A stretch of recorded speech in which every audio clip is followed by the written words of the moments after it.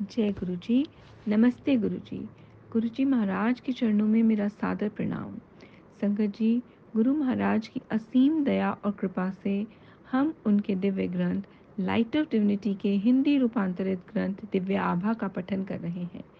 इसी पठन को आगे बढ़ाते हुए जो सत्संग हम आज पढ़ेंगे उसका शीर्षक है मिर्चीला उपचार। एक मित्र से गुरु जी के बारे में सुनकर हम उनके पास पहुंचे थे। उन्होंने हमें आशीर्वाद दिया और सप्ताह में 2 बार आने के लिए कहा। इस समय मैं बवासीर और मधुमेह से पीड़ित था। संगत में हमें लंगर परोसा गया जिसमें बहुत मिर्च थी।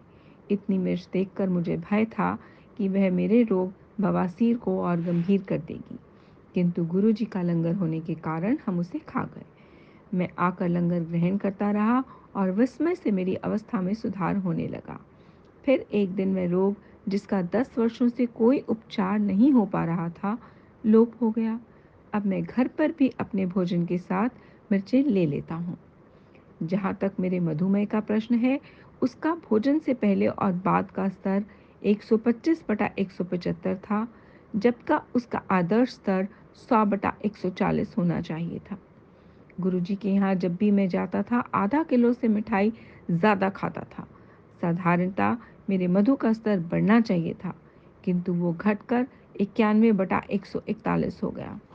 वास्तव में आजकल मुझे घर पर भी मिठाई खानी पड़ती है, जिससे मधु का स्तर अधिक नहीं गिरे। मैं रात को इस रोग की औषधियाँ लेनी बंद कर दी हैं और प्रातःकालीन की मात्रा कम हो गई है। गुरुजी की कृपा ऐसी ही होती है। मेरी एक और समस्या थी, मूत्र मार्ग में अवरोध। गुरुजी के पास आने से पूर्व दिल्ली के सर गंगाराम चिकित्सालय में मेरी एक साधारण शल्य क्रिया हुई थी, पर उसके 2 माह के बाद उसमें फिर अवरोध आ गया था। उसी चिकित्सक ने कहा कि इस उपचार के पश्चात मूत्र मार्ग सिकुड़ जाता है और फिर से शल्य क्रिया करने की सलाह दी। दूसरी शल्य क्रिया भी हुई, किंतु 4-5 महीने के बाद फिर से मार्ग अवरुद्ध हो गया। मैंने संगत के एक सदस्य को गुरुजी को इससे अवगत करवाने की विनती करी। गुरुजी ने बताया कि जिसको करने के उपरांत मैं स्वस्थ हो गया। अब कभी जब वह रोग आता है तो मैं औषधि खाकर स्वस्थ हो जाता हूँ। हम रजौरी गार्डन के मुख्य बाजार में एक किराए के मकान में रहते थे। 1999 में मकान मालिक ने उसे एक भवन निर्माता को बेच दिया जो वहां दुकानें बनाना चाहता था। हमें वह खाली मकान करने के लिए कहा गया, किंतु तुरंत ऐसा करना संभव नहीं था। एक दिन गुरुजी से उसका उल्लेख किया तो वे मेरी ओर देखकर चुप रहे। मैंने पुनः उनसे विनती करी तो भी वो चुप रहे। मैंने निश्चय किया कि गुरुजी उत्तर नहीं दे रहे हैं, अतः उनसे प्रार्थना करने में भलाई है। परंतु उनके चुप रहने का कारण अगले दिन पता लगा। अगले दिन संगत में आते हुए हम धौला कुआं पर एक यातायात अवरोध में फंस गए और अचानक कार के ब्रेक ने काम करना बंद कर दिया। एक मिस्त्री ने आकर सहायता करी और वो सही भी हो गई, किंतु जब यह हुआ और जहाँ यह हुआ उसके लिए हम गुरुजी के आभारी हैं, अन्यथा दुर्घटना हो सकती थी। मुझे स्पष्ट हो गया कि पिछले दिन जब मैं गुरुजी से विनती कर रहा था, वो हमें इस दुर्घटना से बचाव का मार्ग ढूंढ रहे थे। मैं उनसे एक छोटी सी बात के लिए उनकी कृपा की आशा कर रहा था, जबकि वह हमें संभव मृत्यु से बचा रहे थे। उनकी दया वहीं पर समाप्त नहीं हुई। 1 माह में हम एक नया घर खरीदकर उसमें जा सके। प्रत्येक को आशीर्वाद।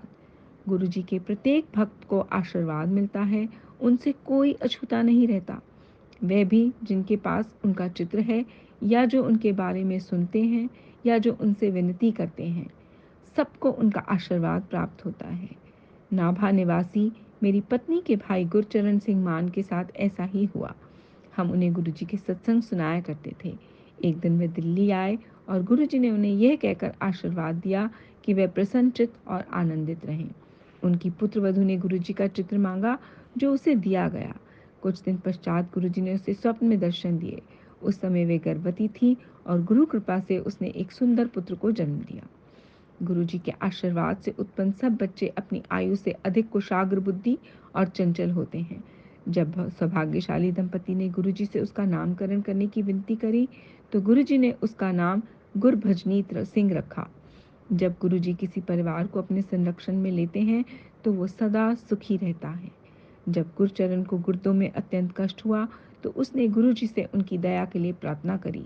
वे शीघ्र ही स्वस्थ हो गए। फिर उसको मूत्र मार्ग में पत्थरी के अवरोध के कारण बहुत वेदना हुई। दर्दनाशक औषधियाँ लेते हुए भी उसका शूल बना रहा। उन्होंने मुझे गुरुजी से निवेदन करने के लिए कहा। जब मैंने ऐसा किया तो गुरुजी ने केवल अपना सर हिलाया। शीघ्र ही गुरचरण की पत्थरी और वेदना लुप्त हो गए। गुरचरण के सामने एक और समस्या आई। वे नाभा में एक निजी विद्यालय चलाते थे। 2005 में पंजाब सरकार ने ऐसे सब विद्यालयों को निषेध कर दिया जिनको मान्यता प्राप्त नहीं थी। उन्होंने मुझे फ़ोन पर गुरुजी से विनती करने के लिए कहा। हमने मंदिर में प्रार्थना करी और उन्हें मान्यता के लिए आवेदन देने का परामर्श देने के साथ गुरुजी के चित्र के सामने प्रार्थना करने को कहा।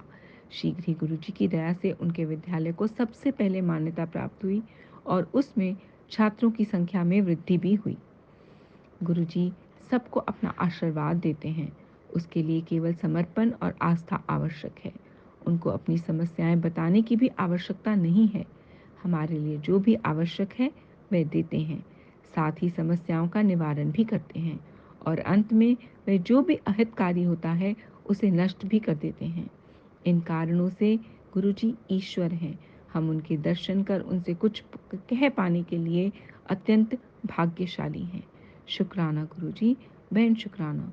संगत जी, ये सत्संग राजेंद्र सिंह कैंथ अंकल का है। सत्संग पढ़ते वक्त हुए अशुद्ध उच्चारण और भूलों के लिए मैं गुरु महाराज और आप सबसे हाथ जोड़कर क्षमा चाहती हूँ। शुक्राना गुरुजी। जय गुरु जी।